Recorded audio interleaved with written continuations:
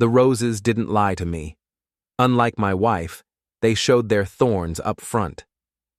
I was pruning the judge's prize-winning climbers when I heard the panic in Marcus Dupont's voice through his study window.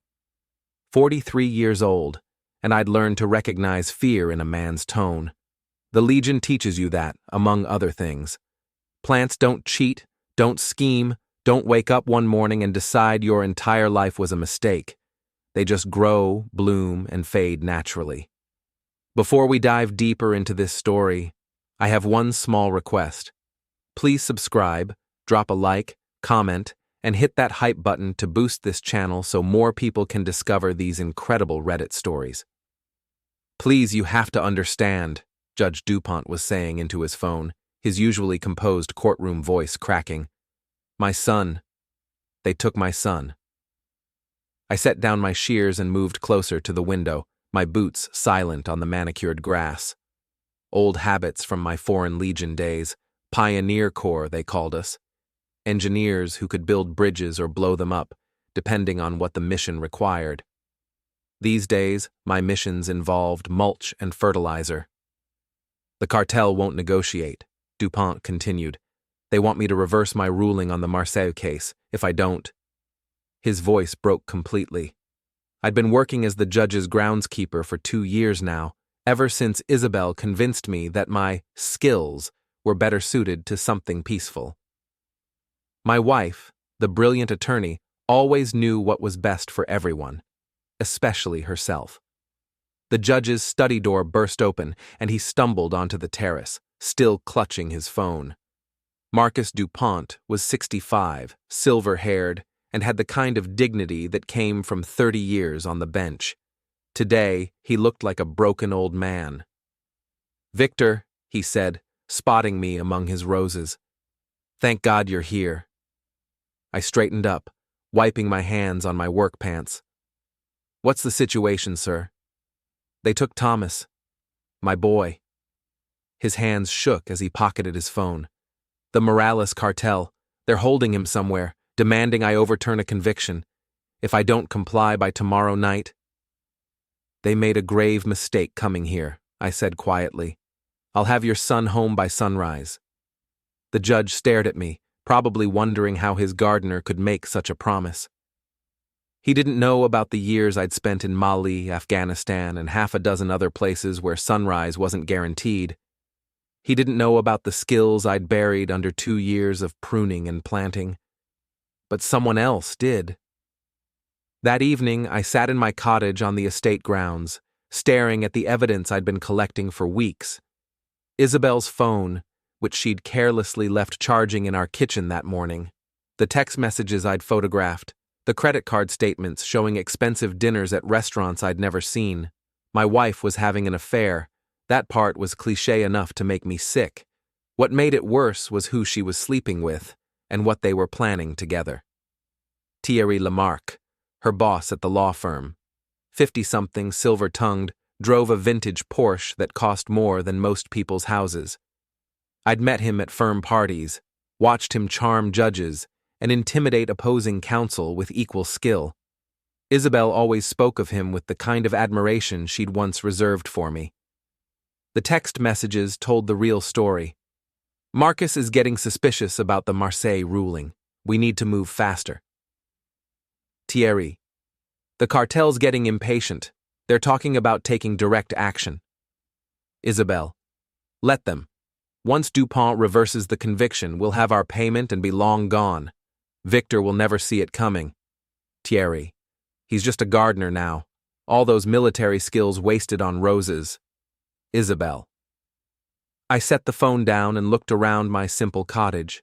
Spartan furnishings, a few books, my old Legion photos tucked away in a drawer. Isabelle was right about one thing. I had become just a gardener. The question was whether I remembered how to be anything else. My phone rang, Isabelle's name on the screen.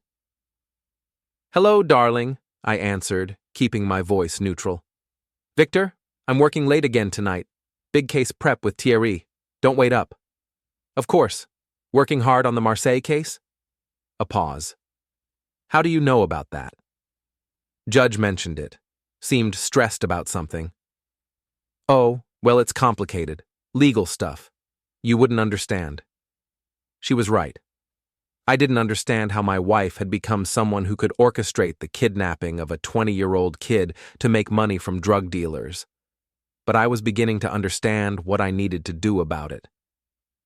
I'll see you tomorrow, I said. Maybe. This case might keep us all night. After she hung up, I opened my laptop and did something I hadn't done in 2 years. I accessed my old Legion contacts. Pierre Moreau ran a bar in town now, but he'd been my sergeant in Afghanistan. If anyone knew the local criminal landscape, it would be him. 20 minutes later, I was walking into Le Refuge, a dive bar that smelled like stale cigarettes and broken dreams. Pierre was behind the counter, his scarred hands polishing a glass that would never be clean. "Victor Devereux," he said with a grin. "Heard you'd gone soft. Growing flowers for rich judges. Information, Pierre, the Morales Cartel. Where do they operate locally?" His smile faded. "That's dangerous territory, mon ami. What's your interest?" "They took the judge's son. I'm getting him back." Pierre studied my face for a long moment, then nodded. "There's an auto repair shop in the industrial district. Morales Automotive. They use it as a front, but the real business happens in the warehouse behind it. Luis Morales runs the local operation. They call him El Chien because he's rabid when he's angry." "Security?" 2, maybe 3 men during the day, more at night. "But Victor," Pierre leaned across the bar, "this isn't Afghanistan. You can't just disappear people here." "I'm not planning to disappear anyone," I said. "Just rearrange their priorities." I left the bar and drove to the industrial district, parking my old truck 3 blocks away from Morales Automotive. The building was exactly what Pierre had described, a legitimate-looking repair shop with a large warehouse attached. Through the chain-link fence, I could see 2 men smoking cigarettes near the loading dock. I spent an hour circling the perimeter, noting sight lines, entry points, and security cameras. The Legion had taught me patience along with violence. Most problems could be solved with the former if you applied it correctly. My phone buzzed with a text from Isabelle. "Still working. Don't wait up. Love you." The lie came so easily to her now. I wondered when she'd stopped feeling guilty about it, when deception had become as natural as breathing. Probably around the same time she'd started viewing me as an obstacle instead of a husband. I drove home and spent the rest of the night planning. The judge's son was being held in that warehouse. I was certain of it. Getting him out would require precision, timing, and a very specific set of skills that I'd hoped never to use again. But first, I needed to deal with the people who'd put him there. The next morning, I found Isabelle in our kitchen, perfectly dressed for another day of betraying everything we'd built together. She wore her navy suit, the one I'd bought her for our 5th anniversary, and her wedding ring caught the morning light as she reached for her coffee. "You're up early," she said without looking at me. "Couldn't sleep. Kept thinking about loyalty." That got her attention. She turned, and for just a moment I saw something flicker across her face. Guilt, maybe, or just annoyance at being interrupted. "Loyalty?" "The judge's son was kidnapped yesterday. Made me think about the people we trust, the ones we count on to have our backs." I poured myself coffee, keeping my movements casual. Amazing how wrong we can be about people. Isabelle's hand tightened on her mug. "That's terrible about Thomas. Do they know who took him?" "Some cartel, trying to pressure the judge about a case he's working on." I watched her face carefully. "The Marseille case, I think he said." "Oh." She set down her coffee with deliberate care. "Well, I'm sure the police will handle it." I offered to help, told him I'd have the boy home by sunrise. "Victor, you can't be serious. You're not a soldier anymore. You're a gardener. Yes, you've made that very clear." I stepped closer, close enough to smell her perfume. Not the one I'd bought her for Christmas. Something expensive and unfamiliar. But some skills don't fade, Isabelle. Some roots run too deep to dig up. She stared at me for a long moment, then grabbed her purse and briefcase. I have to go. Thierry's expecting me early today. I'm sure he is. After she left, I went through her home office with the thoroughness of a man trained to find hidden explosives. Isabelle was careful, but not careful enough. Behind her law books, I found a burner phone with encrypted messaging apps. The conversations were coded, but the meaning was clear enough. She wasn't just having an affair with Thierry Lamarck. She was his inside source on judicial decisions, his pipeline to information that the cartel paid handsomely for. The Marseille case, a conviction that had put 3 cartel lieutenants in prison, was just the latest in a series of legal consultations that had made them both very rich. And now they were ready to disappear together, leaving me to face the consequences of their betrayal. I photographed everything, uploaded it to a secure server, and then did something that would have made my Legion instructors proud. I began to plan a war. The auto repair shop looked different in daylight, busier, more legitimate. Customers brought their cars in for oil changes and brake repairs, never knowing they were funding a criminal empire. I watched from across the street, noting the patterns, the shift changes, the moment when the legitimate business ended and the real work began. Luis Morales arrived at 2 o'clock in a black BMW that probably cost more than the judge's annual salary. He was younger than I'd expected, maybe 35, with the kind of swagger that came from never being challenged. 2 men flanked him as he walked into the warehouse, both carrying the subtle bulges that suggested concealed weapons. I waited until dark, then made my move. The Legion had taught me that the best infiltrations were invisible ones. No alarms, no bodies, no evidence that anyone had ever been there. I approached the warehouse from the blind spot I'd identified that morning, using a drainage ditch that ran along the building's north side. The security was amateur hour, a few cameras with predictable sweep patterns, motion sensors that could be avoided with patience, and guards who spent more time on their phones than watching their perimeters. These men had gotten comfortable, confident that their reputation was enough to keep trouble away. They'd never met trouble like me. I slipped through a maintenance window on the 2nd floor, moving through the darkness with the muscle memory of 100 similar operations. The warehouse was divided into sections: legitimate auto parts, storage in the front, offices and meeting rooms in the middle, and something else in the back. That's where I found Thomas Dupont. The judge's son was tied to a chair in what looked like a converted office, guarded by a single man who was more interested in his tablet than his prisoner. Thomas was 20, studying law at the Sorbonne, probably never imagined that his father's judicial decisions could put him in danger. I studied the situation for 10 minutes, timing the guard's movements, identifying exit routes, calculating risks.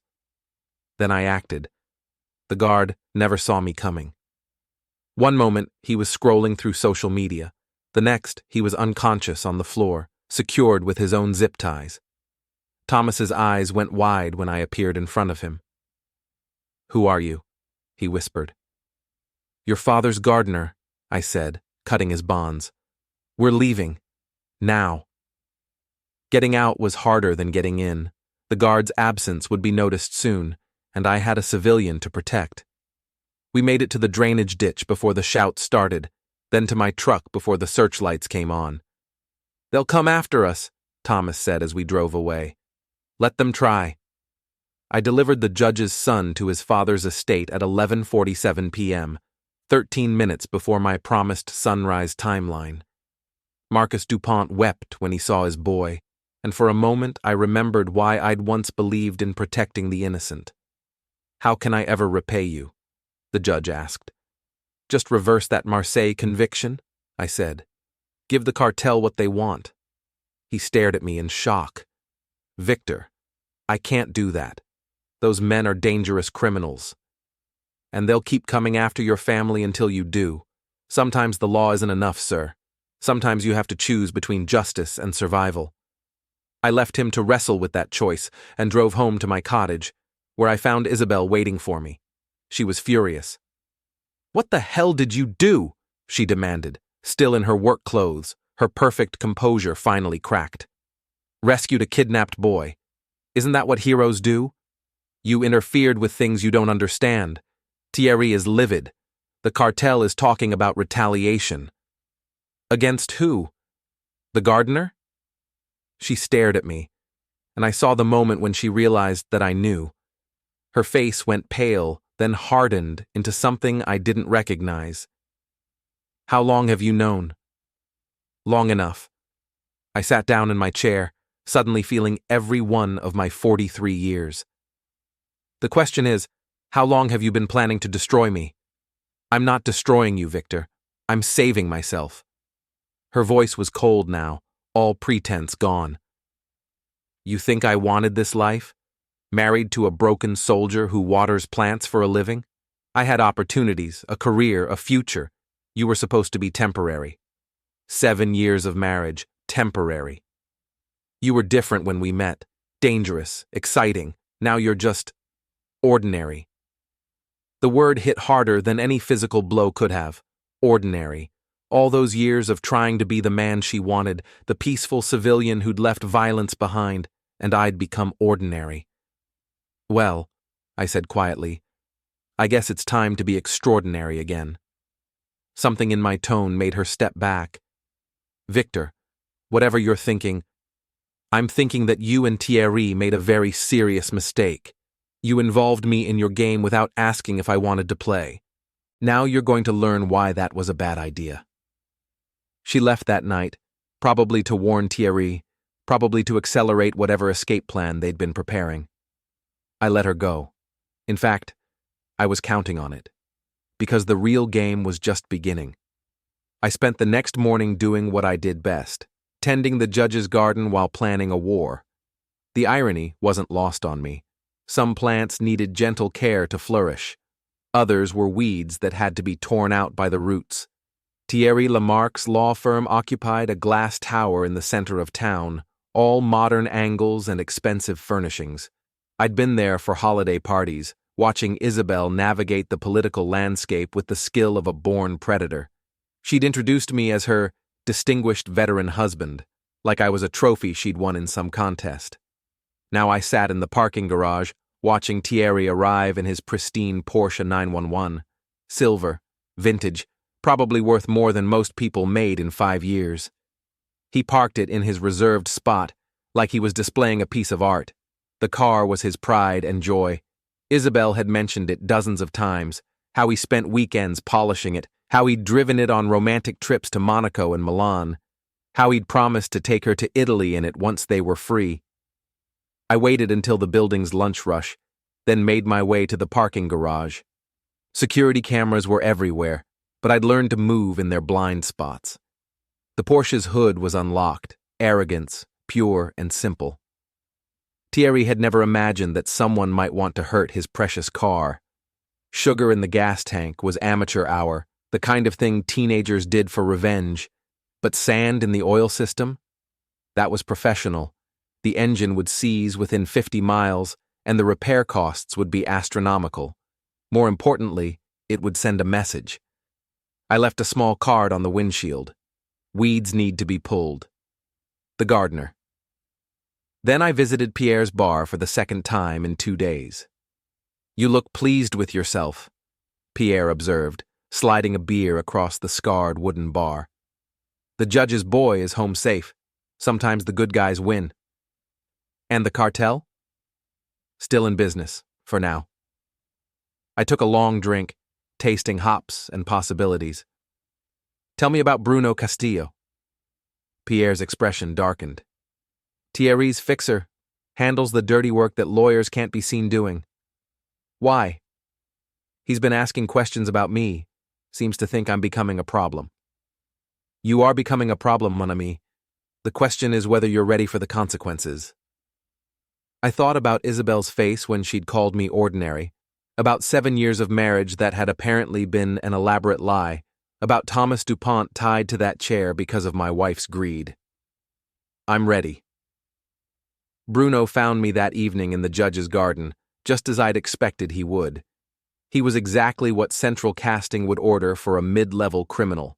Expensive suit, gold chains, the kind of confidence that came from never facing real opposition. "Victor Devereux," he said, lighting a cigarette without asking permission. "We need to talk." I continued pruning the rose bushes, my movements steady and deliberate. "About what?" "About you interfering in business that doesn't concern you. About you making enemies of people who don't forgive easily." "The cartel?" "Among others." He flicked ash onto the judge's perfect lawn. "Your wife is very concerned about your recent behavior. She thinks you might be having some kind of breakdown." Isabelle's always been perceptive. She's also very beautiful, successful, the kind of woman who deserves better than a washed-up soldier playing with flowers. I looked up from the roses, meeting his eyes for the first time. "You think I'm washed up?" Something in my expression made him step back. "I think you're a man who's forgotten his place in the world. Maybe I need to remind you." "Please do." He reached inside his jacket, probably for a weapon or a phone. He never got the chance to find out which. I moved with the speed and precision that the Legion had drilled into me, closing the distance between us before he could react. One hand locked around his wrist, the other pressed against his throat. Not enough pressure to eliminate, but enough to make him understand exactly how easily I could. "Here's what's going to happen, Bruno," I said quietly. "You're going to walk away from this garden, drive back to whatever hole you crawled out of, and tell Thierry that the gardener isn't as ordinary as he thought. If you ever threaten me again, if you ever come onto this property again, if you ever so much as look at me wrong in public, I will demonstrate exactly what 20 years in the Foreign Legion teaches a man about creative problem-solving. Do we understand each other?" He nodded frantically, his face turning red above my grip. "Good." I released him, stepping back to give him room to breathe. "Oh, and Bruno? Tell Thierry his car needs work. The engine's about to seize." After he left, I finished pruning the roses and went inside to shower. The judge was in his study, looking older than his 65 years. "Victor, I need to tell you something," he said. "I've been getting pressure from the court administration. Someone's been spreading rumors about my connection to the cartel, suggesting that I might be compromised. Any idea who might be doing that? Your wife's firm represents several clients who would benefit from my removal from the Marseille case. If I recuse myself, the conviction gets reviewed by a more flexible judge." I sat down across from his desk, studying his lined face. Marcus Dupont was an honest man in a corrupt system, trying to do right in a world that rewarded compromise. In other words, he was exactly the kind of person that predators like Isabelle and Thierry fed on. "What do you want to do about it?" "Fight back, but I need help. The kind of help that someone with your particular skills might be able to provide." "You want me to investigate your wife's law firm?" "I want you to do whatever you think is necessary to protect justice in this town. Within legal bounds, of course." I smiled at that. "Of course, sir. Always within legal bounds." That night, I broke into Thierry's law firm. The building's security was better than the cartel's warehouse, but not by much. Corporate security was designed to keep out opportunistic thieves, not someone with my training. I made it to Thierry's office without triggering a single alarm. His computer was password protected, but his filing cabinets weren't. 20 minutes of searching revealed a treasure trove of corruption. Bribes disguised as consulting fees, judicial decisions purchased through campaign contributions, and a detailed plan to eliminate problematic judges through scandal and intimidation. The Marcus Dupont file was particularly interesting. They'd been building a case against him for months, gathering ammunition for a character assassination campaign that would destroy his reputation and remove him from the bench. The kidnapping of his son was just the opening move in a much larger game. But the most damaging evidence was in Isabelle's personal files. My wife had been documenting everything, every bribe, every fixed case, every criminal conspiracy she'd been part of. At first, I thought it was insurance, protection against her partners turning on her. Then I realized the truth. She was planning to betray them all. The files contained enough evidence to destroy Thierry's firm, implicate dozens of corrupt officials, and send half the local legal establishment to prison. But they also contained something else, a detailed plan for Isabelle to disappear with the cartel's money, leaving everyone else to face the consequences, including me. According to her notes, I was the perfect fall guy, the unstable veteran, the jealous husband who'd snapped and started a war with the local criminal establishment. When the smoke cleared, I'd be gone or in prison, and she'd be living comfortably in a non-extradition country. I photographed everything, uploaded it to my secure server, and then did something that probably violated several laws. I hacked into the firm's email system and sent copies of the most damaging files to every major newspaper in the region, along with the local prosecutor's office and the Judicial Oversight Committee.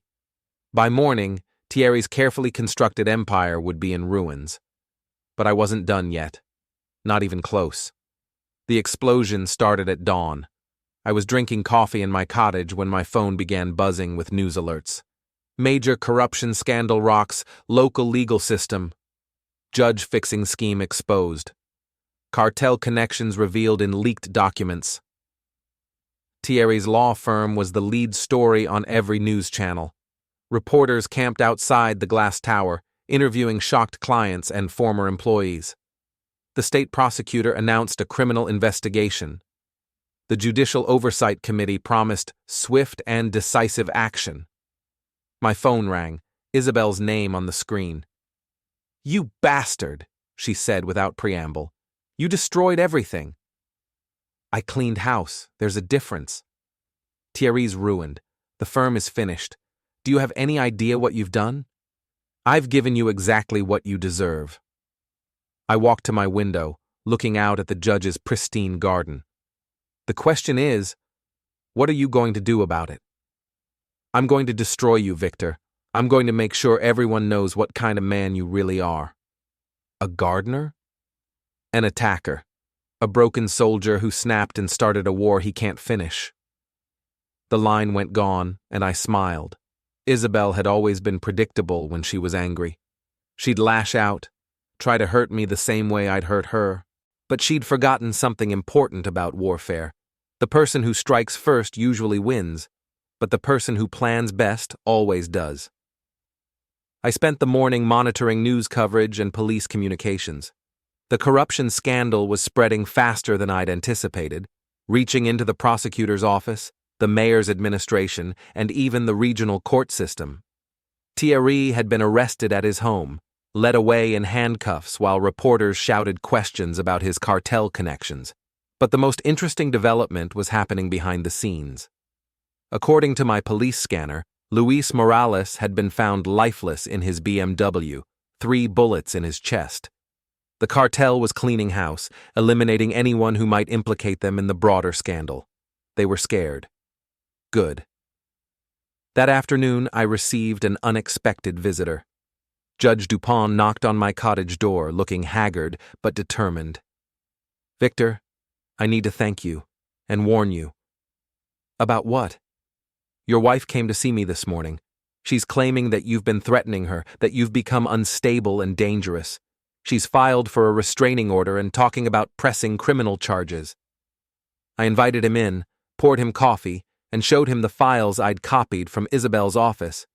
His face grew paler with each document. "My God," he whispered. "She was planning to frame you for everything. Still is, probably, but now she's improvising, which means she'll make mistakes. What are you going to do?" "Win." That evening, I drove to the abandoned mansion on the outskirts of town. It had belonged to a textile magnate in the 1920s, but decades of neglect had turned it into a Gothic ruin. Perfect for what I had in mind. I spent 2 hours preparing the building, using skills I'd learned in Afghanistan and Mali. Nothing lethal. I wasn't an attacker anymore, just a gardener with a very specific set of problem-solving techniques. But by the time I was finished, the mansion was ready to host the final act of this particular drama. Then I sent a text message to Isabelle. We need to talk. About the money you stole from the cartel. Midnight. Old Beaumont Mansion. Come alone, or I release everything to the press. She responded within minutes. You're insane if you think I'm meeting you anywhere. Then I guess the cartel will find out about your Swiss bank accounts. Your choice. 20 minutes later. Midnight. I'm bringing Thierry. Thierry's in jail. He made bail an hour ago. We're coming together, or not at all. I smiled in the darkness of my cottage. Perfect. I'd been hoping she'd bring him. The mansion looked like something from a horror movie at midnight, all broken windows and twisted shadows. I'd positioned myself on the second floor, with clear sight lines to every entrance and multiple escape routes planned. Old habits. Isabelle and Thierry arrived in a rented sedan, probably because his Porsche was still in the shop getting its engine rebuilt. They approached the front door cautiously, Thierry carrying what looked like a briefcase. "Victor!" Isabelle called out. "We're here! Let's get this over with!" I triggered the first surprise, a motion-activated spotlight that bathed them in harsh white light. They flinched, momentarily blinded, giving me the psychological advantage I needed. "Inside!" I called down. "Main hall! Hands where I can see them!" They entered the mansion like condemned prisoners walking to execution, which, in a way, they were. The main hall was a study in decay, rotted floorboards, peeling wallpaper, and the kind of atmosphere that made people want to confess their sins. I'd positioned chairs in the center of the room, directly under the hole I'd cut in the ceiling. They sat down reluctantly, squinting up into the darkness where my voice was coming from.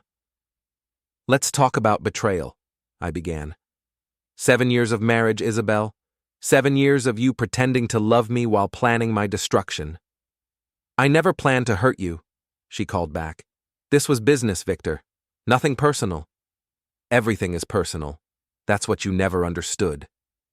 Thierry spoke up for the first time. "What do you want, Devereux? Money. We can make a deal." "I want justice. The kind that doesn't come from courtrooms." I triggered the second surprise, a recording I'd made of their phone conversations, played through speakers I'd hidden throughout the mansion. Their own voices filled the air, discussing bribes, planning escapes, laughing about my stupidity. "Where did you get those?" Isabelle demanded. "I'm a gardener, remember? I know how to dig up buried things." The third surprise was the best one. Judge Dupont emerged from the shadows behind them, holding a digital recorder and wearing a grim smile. "Good evening, Isabelle. Thierry." They spun around, shock and fear written across their faces. "Marcus," Thierry stammered. "What are you doing here?" "Gathering evidence. You see, Victor came to me with a proposition. Help him expose your entire operation, and in return, he'd give me everything I needed to clean up this town's legal system." I dropped down from the second floor, landing silently behind their chairs. Surprise. "You set us up," Isabelle breathed. "I gave you exactly what you gave me. A carefully planned betrayal." I walked around to face them, noting how small and ordinary they looked without their expensive clothes and confident smiles. The difference is, mine was legal. "What do you want?" Thierry asked. "I want you to understand something. You made the mistake of thinking I was harmless because I chose to be peaceful.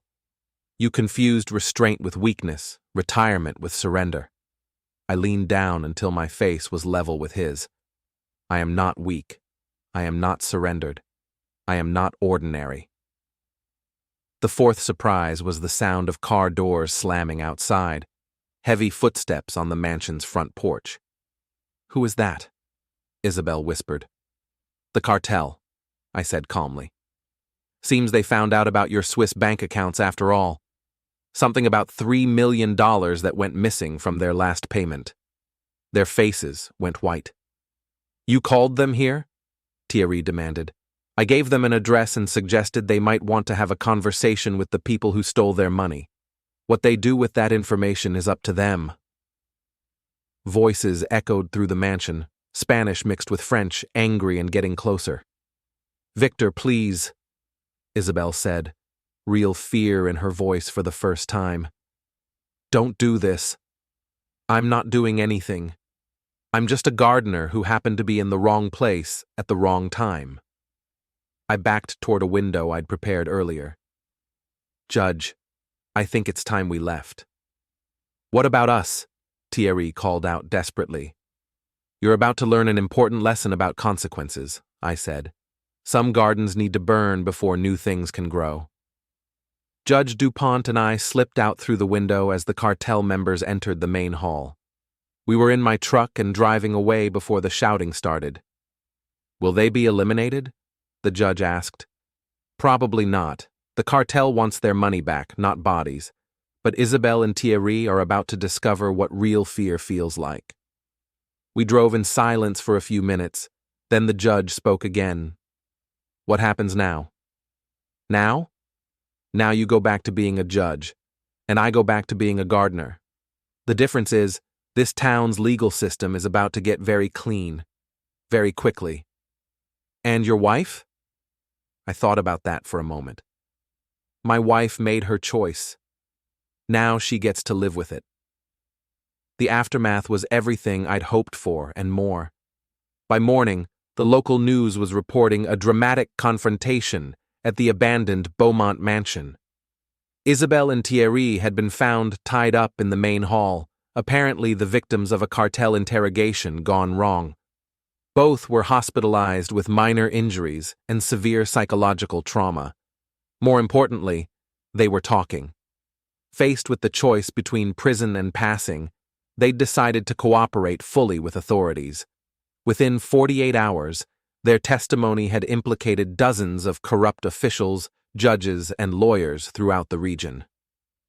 The scandal that had started with leaked documents was now a full-scale investigation that reached into every corner of the local power structure.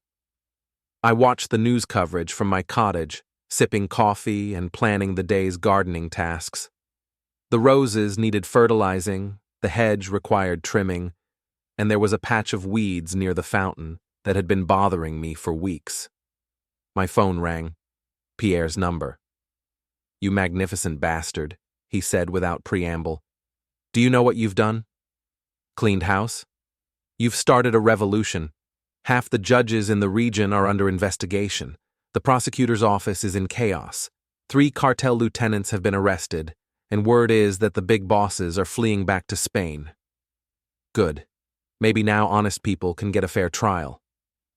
"And your wife?" I looked out my window at the judge's garden, where everything grew in perfect order according to natural laws. Isabelle made her choice.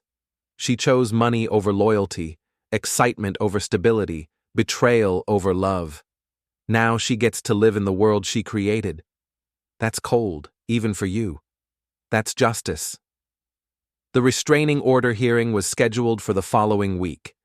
Isabelle's lawyer, a public defender, since her previous firm had been dissolved pending criminal investigation, argued that I was a dangerous, unstable veteran who had threatened his client's safety.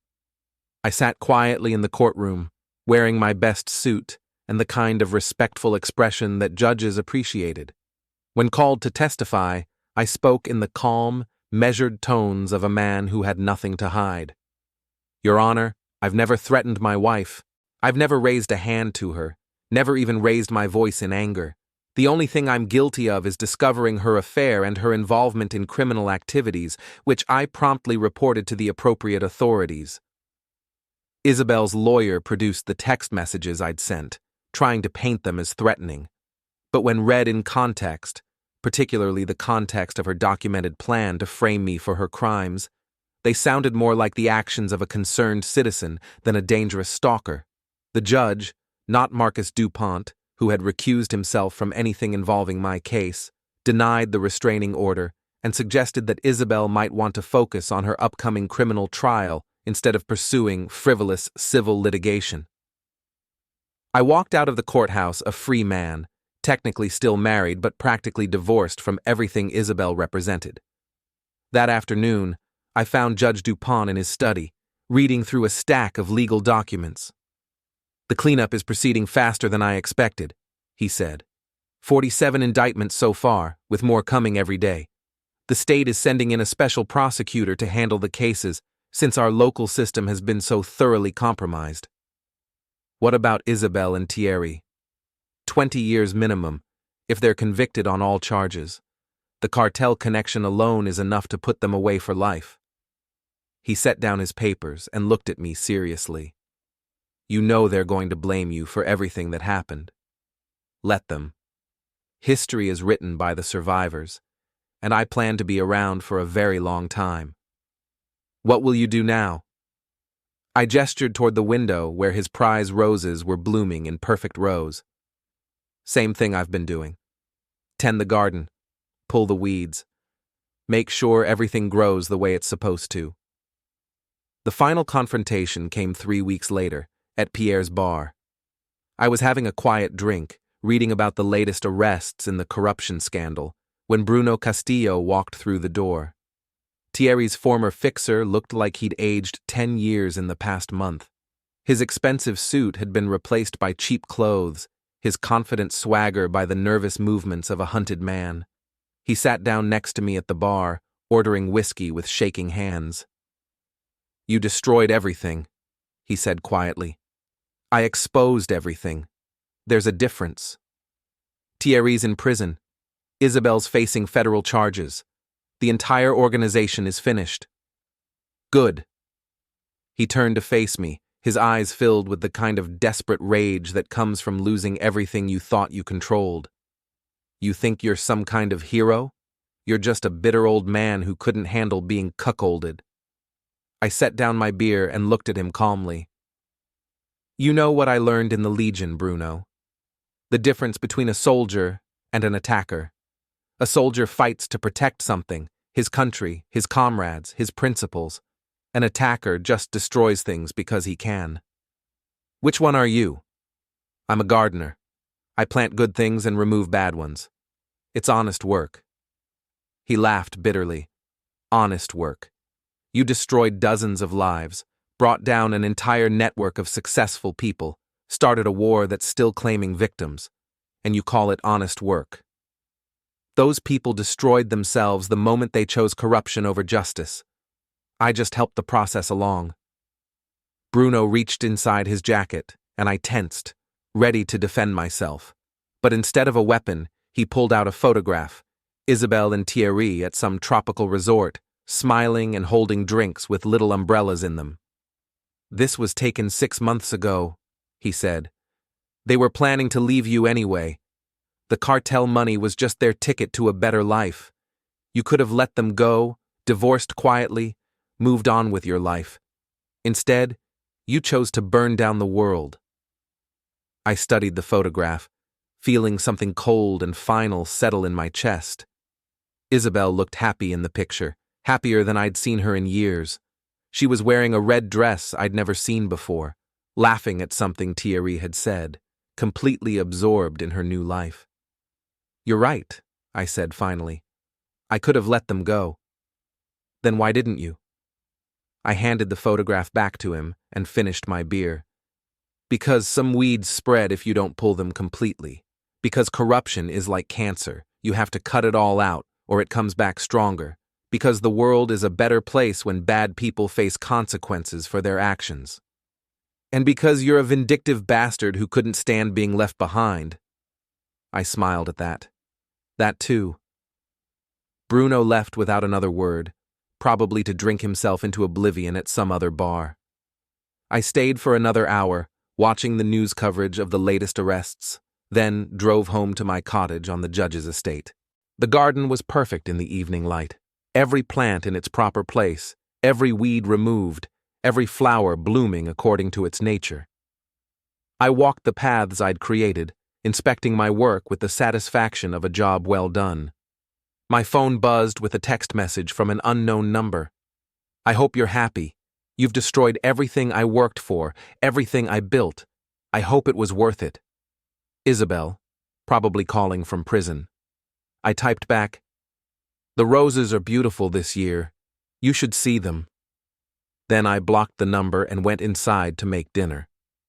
6 months later, I was featured in the local newspaper's Community Heroes section.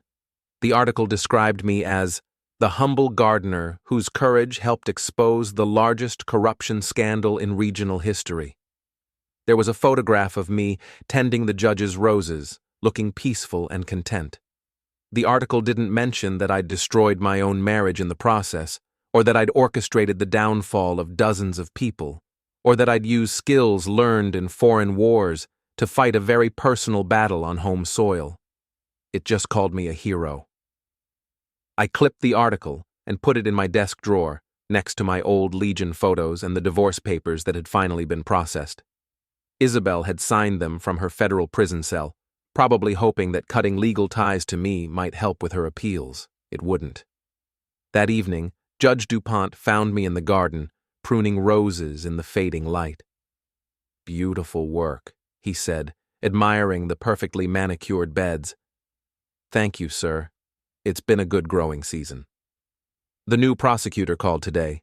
Isabelle's plea bargain was rejected. She's going to trial on all charges. "I see. He wanted to know if you'd be willing to testify about her criminal activities." I considered that for a moment, imagining myself in a courtroom, facing the woman I'd once loved while describing her betrayal in clinical detail for a jury of strangers. "No," I said finally. "I think I've said everything I need to say." The judge nodded, understanding. "What about forgiveness, Victor? Do you think you'll ever be able to forgive her?" I looked out over the garden I'd created, where everything grew according to natural laws and justice was as simple as pulling weeds and nurturing flowers. "Forgiveness is for people who are sorry," I said. "Isabelle isn't sorry she betrayed me. She's just sorry she got caught. And you? Are you sorry about any of it?" I thought about that question for a long time, watching the last light fade from the sky and the first stars appear above the perfectly ordered world I'd built. "No," I said finally. "I'm not sorry at all." The judge left me alone in the garden, where I continued working until it was too dark to see. Tomorrow there would be more weeds to pull, more flowers to tend, more order to impose on the natural chaos of growth and decay. It was honest work, and I was good at it. Some people might call me a hero for exposing corruption and bringing criminals to justice. Others might call me a villain for destroying lives and ending marriages. But I knew the truth about what I really was. I was a gardener, and this was my garden now.